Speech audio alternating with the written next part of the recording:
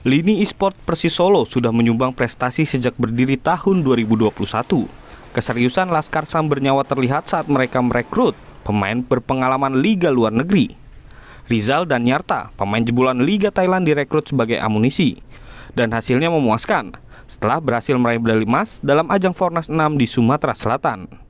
Rizal berpengalaman di dunia e-sports, terutama di pertandingan berkelas internasional.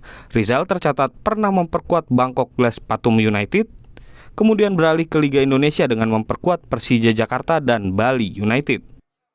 Solo itu kan tanah kelahiran saya kan, dan saya juga ingin sekali membela tanah kelahiran saya, dan juga saya kan dulu kan juga dan menjadi supporter Persis Solo kan, terus kapan lagi bisa menjadi bagian dari Persis Solo.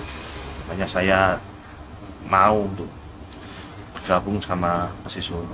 Kalau sport, apalagi kan di tahun ini Persis buat divisi baru yang di divisi e-sport kan, sebenarnya itu juga sesuatu yang serius. Jadinya saya bergabung dengan tim Persis. E-sports kini memang sedang naik daun dengan dilombakan juga dalam ajang olahraga antar negara seperti SEA Games. Dan bagi klub sepak bola profesional seperti Persis Solo, memiliki lini e-sports yang berkelas dan berprestasi adalah sebuah kebanggaan. Widi Nugroho, Kompas TV Solo, Jawa Tengah.